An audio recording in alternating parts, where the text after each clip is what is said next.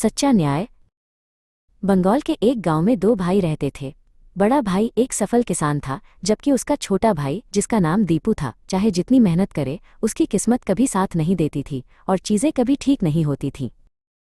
एक दिन दीपू अपने खेतों में बहुत सारी खाद ले जाना चाहता था, इसलिए वो अपने भाई के पास गया और बैलगाड़ी उधार मांगी। उसके भाई ने गुस्से से कहा, मैं तुम्हें जो कुछ भी देता हूँ वो हमेशा खराब हो जाता है। फिर भी मैं तुम्हें अपनी बैलगाड़ी दूंगा, लेकिन मेरे इनाम जीतने वाले बैलों का बहुत ध्यान रखना। उन्हें शाम से पहले वापस ले आना और उनसे ज्यादा काम मत कराना। दीपू बैलगाड़ी लेकर चला गया और दिन के अंत में जब उसका काम खत्म हो गया तो वो अपने भाई के खेत की ओर वापस चला। रास्ते में उसने सोचा कि क्या ये बैल सरपट दौड़ सकते हैं, इसलिए उसने उन्हें अपने चाबुक का स्वाद चखाया। अगली ही पल बैलगाड़ी एक गड्ढे से टकराई, सड़क से उतरकर एक पेड़ से जा टकराई। दीपू का दुर्भाग्य, बैलों में से एक का लंबा घुमावदार सींग टूट गया। घायल बैल को देखकर दीपू का भाई आग बबूला हो गया और उसने तुरंत पास के मजिस्ट्रेट की अदालत में शिकायत दर्ज करा दी। अगले हफ्ते दोनों भाइयों को अदालत में बुलाया गया, जो लगभग 10 मील दूर एक कस्बे में थी। वे एक साथ यात्रा पर निकले और रास्ते के हर कदम पर दीपू को अपने भाई से फटकार मिलती रही। जब वे इस कस्बे में पहुंचे तो उन्होंने दीपू के भाई के एक दोस्त के घर रात बिताने का फैसला किया।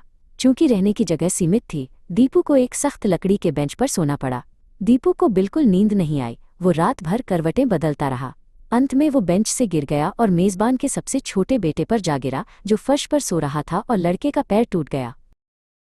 मेजबान गुस्से से पागल हो गया और कसम खाई कि दीपू ने जानबूझकर बदले की भावना से उसके बेटे का पैर तोड़ा है। वो शांत नहीं हुआ और उसने मजिस्ट्रेट की अदालत में जाकर दीपू के खिलाफ हमले की शिकायत दर्ज कराने का फैसला किया। बेचारा दीपू अपने भाई के व्याख्यानों और मेजबान की गाली गलौज से तंग आकर हताश होकर अदालत की ओर चला। सोच रहा था कि उसका भविष्य क्या होगा। रास्ते में उसे नदी पर बने एक पुल को पार करना पड़ा। जब वो पुल पर था, आसन्न जेल की सजा के विचार से निराश होकर उसने अपने दयनीय जीवन को समाप्त करने का फैसला किया। इसलिए वह पुल की मुंडेर से नदी में कूद गया। सौभाग्य से या दुर्भाग्य से दीपू नदी में नहीं गिरा।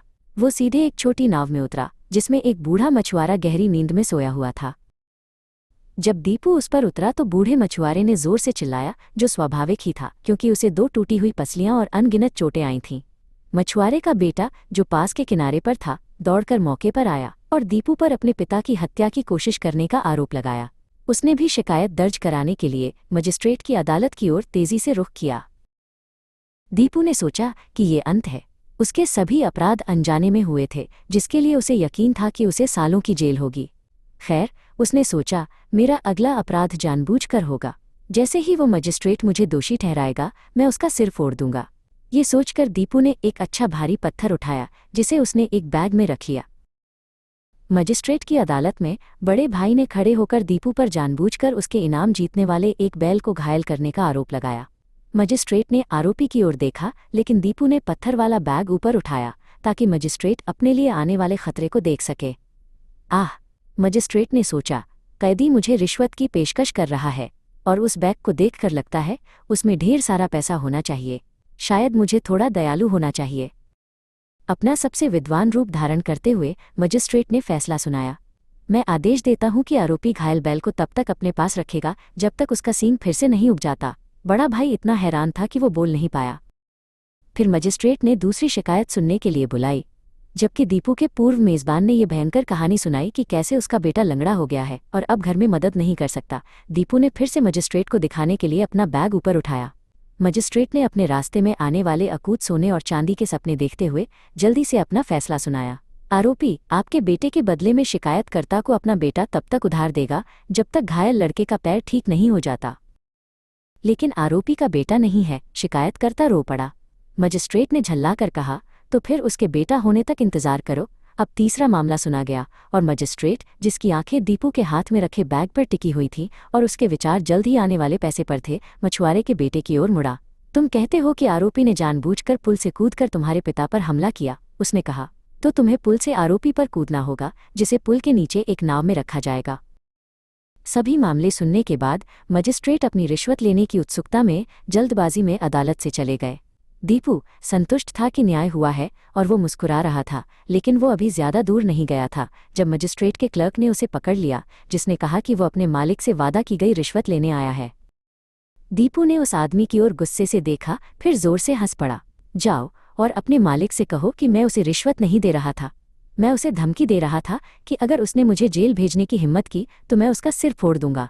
जैसे ही मजिस्ट्रेट का क्लर्क चला गया, उदासी से अपना सिर हिलाते हुए कि उसके मालिक को क्या कहना होगा, तीनों शिकायतकर्ता दीपू के पास आए। देखो दीपू, हमें लगता है कि हम सभी ने बहुत जल्दबाजी की, उसके भाई ने कहा। मैं अपना बैल रखूंगा और हमारा मेज़बान अपने बेटे की देखभाल करेगा, और हमारे इस दोस्त की किसी पुल से कूदने की कोई इच्छा नहीं है, इसलिए जो हो गया उसे भूल जाओ। लेकिन उसने नोटों का एक बंडल निकालते हुए कहा, तुम्हें हमने जो परेशानी दी है उसके मुआवजे के तौर पर ये 300 रुपये लो। दीपू बहुत खुश होकर घर चला गया।